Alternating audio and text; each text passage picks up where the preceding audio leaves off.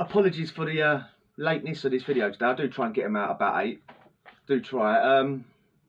I'm just sick of losing my stand. I've been ripping the flat apart trying to find it. I go on about this stand all the time, but it's becoming the bane of my life in the morning. I need to hang it off the ceiling on a hook or something, mate. Put an alarm on it. It's going on about people getting taken advantage of and bullies and all that. I think someone's picking on me at the minute. I think someone is. I think there's someone around here that's picking on me, picking on the Cockney. You know what I mean? There's some northerner up here. He's hiding my stand, mate. Oh, mate, I can't. Do you know one of them ones when you think, I know where I put it. I put it in the drawer. Just long story short, yeah. I thought I put it in the knife and fork drawer. I ripped the whole house, the flat apart this morning looking for it. I've gone back to the knife and fork drawer 10 minutes ago, and I found it in the knife and fork drawer.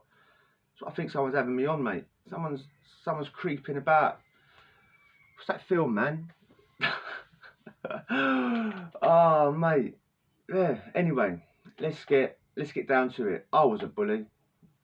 Someone's picking on me right now. Alright, so it's probably karma. But I spent most of my life taking advantage of weaker people, picking on weaker people, people that couldn't do nothing about it. I'm not going to lump anyone else in without talking about myself first. I mean, I was the world's biggest bully. I can go back and all the way back to school times and remember taking lunch money off of kids in school. I mean, how stereotypical is that? I mean, if you was going to put a film on about a school bully, he'd be walking around in school taking dinner money off people, wouldn't he? Or she. That's what I was doing. That's what I used to do. I just carried it on, fella. I was always taking advantage of weaker people. I'm not making any excuses and saying, this is why I did that, this is why I did that. I wasn't a very nice person, man. I mean, it's as simple as that. Why do people do it, though? Why do they do it? It's taking out some sort of frustration, isn't it? You're being cruel. And you're taking out your unresolved frustrations, unresolved memories on someone weaker. Yeah. Was a bully a victim with their self? Listen, at some point everyone's been a victim, isn't they? Yeah. At some point everybody has been a victim, but again, no excuses. But bullies are sort of everybody sort of repeats the behaviour that they was taught, isn't it? Yeah, it's natural. You sort of taught it. If your mum and dad was a bit out of order, you're going to be a bit out of order unless you learn from their mistakes and sort of apply it positively, sort of thing. Yeah. And most people don't do that, innit? Most people learn. That's why people say this is just my opinion, right? This is just my opinion, what I'm thinking, right? That's why people say, you know, I'll pass that illness down to me kid and all that. You think, no, you've passed on bad living habits, like you've passed on bad eating habits, bad health habits, like, you know what I mean? It's not hereditary to be greedy, you know what I mean? But anyway, I'm getting off the point here, yeah. But behaviour is learned, and it gets passed down, and most people just don't ever question how they act. They just that's just me, that's just who I am. That's not all behaviours learned. That's why we're not born being able to speak English. Yeah, your brain don't know nothing. Your brain has to teach everything. Nobody is their brain, by the way. Nobody is their brain. Nobody is the thoughts in their brain. Yeah, you control your thoughts. Your thoughts don't control you. Right? Yeah, like I said, you don't know nothing. Your brain doesn't know nothing. That's why you have to teach it English, teach it to walk, teach it to speak. Yeah. Your heart and your gut knows. They know instinctively. That's why people always say, follow your gut, follow your heart. Don't follow your brain. Your brain don't know nothing. Anyway, right. That's just another little bit of info you can have for free there.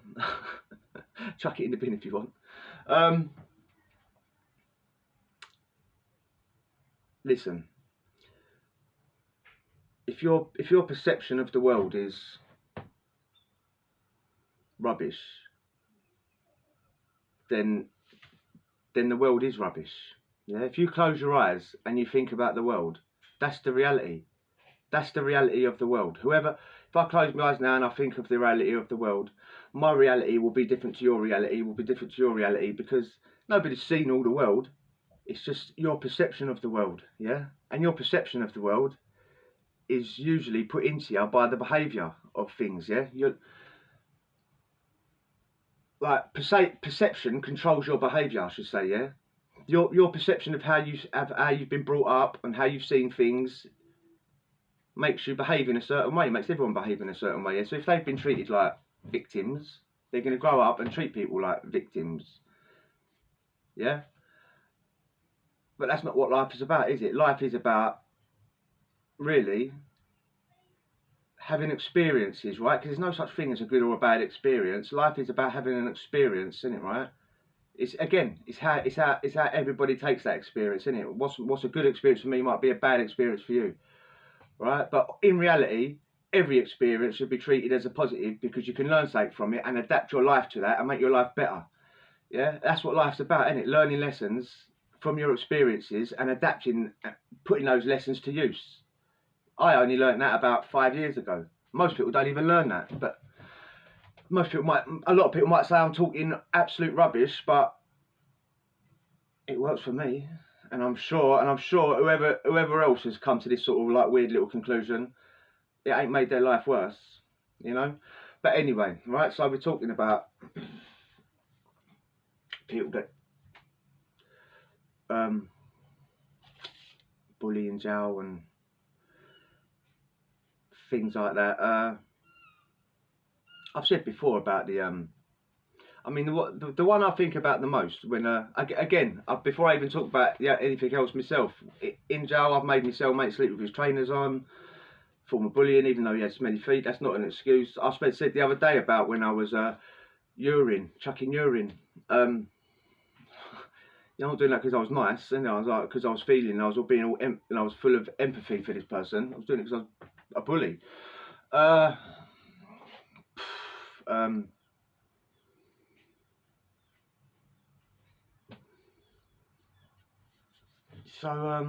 Anyway, right, that's some of the stuff I've been. And there's been other stuff along the way that I've been involved in. I've said it before about the kid that was hiding under the bed. He was getting, people used to take stuff off him all the time, tobacco, and eventually used to hide under his bed. So hide under his bed at Stoke, keep his door shut and hide under his bed. I've done a video about it. I think it's called Pack Mentality. Again, YOs are the cruelest. YOs are the cruelest people to, in my experience, when people that are behind the YOs, young people, yeah. Young people are full of emotion, full of anger, full of frustration, and they don't know how to deal with it. If they've had a bad life, and most of them have in there, including myself, you don't go to Feltham and Warren Hill and Chelmsford and all that because you come from a big loving home. You might do, but the majority don't. I know there's going to be people saying, "Well, I just chose to do what I was doing, even though my mum and dad were great." Good for you, yeah. I'm talking about the majority of people. And why would you want to act like that if you come from a great loving home as well? Like, it's weird to me, right? Anyway,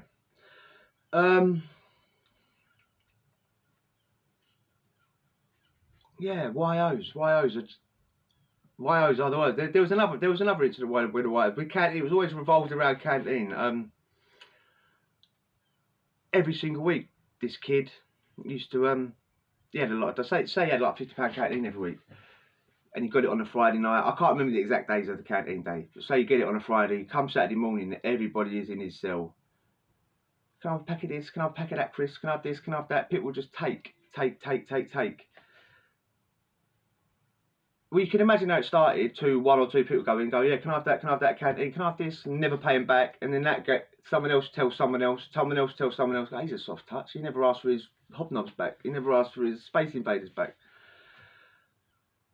By the time I see all this, mate, people used to go into his cell Saturday morning or whatever and just clear him out. Just clear him out every single week. Yeah. In that situation, I reckon the screws know. And they don't do nothing about it. And if they're not doing nothing about it, they must be getting some sort of sick kick out of it, watching a little kid get bullied. But they wasn't involved in the actual thing. I'm talking like Do you know what? I didn't even do it. I never went into this kid's cell and took his stuff. Not because I felt sorry for him. I didn't. That's what I mean. That's how much of a wrong and I was, mate. I didn't feel sorry for the kid. I just never got involved in that. That was never resolved. That just sort of like, I don't know, the kid got shipped out or moved wings. But again, Scrooge must have known about it, because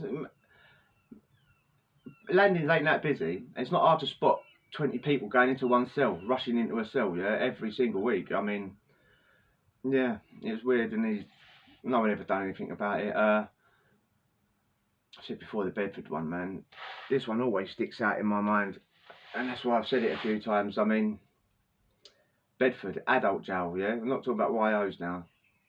Adult jail. Geezer used to sell B. Yeah, sell B, heroin, and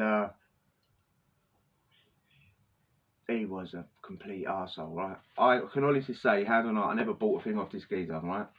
I was all about the spice back in these days, man. Yeah, so however bad people was on hate, like B, I was just as bad on spice, right? So I'm not judging either way. I'm just saying I never bought anything off this geezer, because I was all about the spice back then. I was a proper spice head, right? Again, no justification for it. I was a lowlife. But this geezer that shot at the H, yeah, what a complete arsehole he was, right? And he got banged up with this geezer. This shows how much no one really liked him, because he did have a mate that even went into his cell with him, yeah? He banged up with what he would have said was a nitty, yeah? A nitty, some little lowlife. Some geezer that wasn't a lowlife, really, and he wasn't a nitty, right? He was actually a really clever geezer, but White and B just took hold of this geezer. Weirdly, first time I ever met this geezer was in Stockton, right, in 2006, whatever, just chatting away, and he was telling me he was from Bedford and all that. Years and years later, I'm in Bedford, lo and behold, he's there. Hello, mate.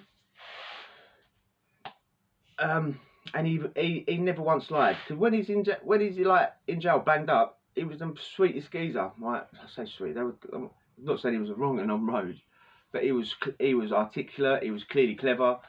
But White B just got hold of him on the road, and he had no self-control whatsoever, yeah? His words. Anyway, his cellmate banged him up with him, so I'm presuming so he could hold gear and move it from A to B. Go, yeah, go and drop this off, go and drop that off. And he used to mug him off at social. He used to make him do all the cleaning in the cell, make all the coffees and all that, yeah? And he used to do it willingly, yeah, gladly, right? And his geezer used to open a £10 Joey. £10 things ain't big in jail, right? They're not. They're tiny, yeah. But you should open one up, sort of chuck the dust on the floor, and make him sweep it up, yeah, with a dustpan and brush. So it's got whenever you're in a cell, yeah, and you're sweeping up, the majority of the stuff in your cell is dust balls, mate. Yeah, all your own dead skin and hairs that have just congealed up. Yeah, it's like a dust ball, mate, full of hairs and pubes and chest hairs and leg hairs. It's disgusting. Sweep it up into your pad, yeah, sweep it up into the dustpan and brush. So the B's mixed. You can't even see the B mixed in with all the thing, mate. And he'd go to me, you can have that now. Make him sweep it up and let him chuck it on the foil. That's a complete bully, isn't it? That's a complete bully. Yeah, and even me, I'm looking at this thinking, what a complete. And like I said, there's a reason that no one banged up with him, because he had no mates. So who'd want to bang up with someone like that? I've seen the screws down the block. The block screws at Pentonville were the worst, mate. The block screws at Pentonville were, maybe not all of them, the one or two that I'm remembering, just complete and utter wrong uns, mate. I've seen them down healthcare just winding up, people down healthcare, people that don't know what day it is, talking to their imaginary mates, and don't know where they are. Why can't I unlock my door? Why can't I go home? Don't have a clue what day of the week it is, and he's at the window winding them up. And I've seen him do it. So I'm just obviously I'm thinking of one particular one, winding them up. there was a geezer. They done a show. They done a show in this about of Pentonville. Like they had a camera crew in there. And there was a geezer in a wheelchair. Like, a bit of a soap dodger. He wasn't really a soap dodger. He had all sorts of special needs. And what they don't show in that video is these certain block screws just absolute terrorising him. I mean, he'd be doing dirty protests and all that, but they used to leave him in there for like weeks at a time and wind him up so he could do worse. All while knowing that it's not them going to be cleaning it, it'd be like the bio boys. But well, the documentary made out that the screws clean up dirty protests for some unknown reason. I don't know why the screws wanted to pretend that they did it. Again, that's the same screw. Like the same bully screw was the one that pretended he used to do bios. What a mug, mate! I hope he sees this. What a mug. He'd make everyone else's life hard just so he could be a bit of a dick to prisoners that were like locked behind their cells, and always the weaker ones. Like I said, the guys in a wheelchair. I mean, I know what I was, but I was a criminal. Like, what's his excuse, mate? You know what I mean? He's meant to be upholding the law, mate. Anyway, he was a drip. He knows he's a drip. Enough said about the drip. Plums and drips, mate. How had you get over that? How do people get over getting picked on or picking on? You've got to deal with unresolved issues, man. That's what it is. You have to deal with your unresolved issues. You have to realise what you are. We have to realise all what we are.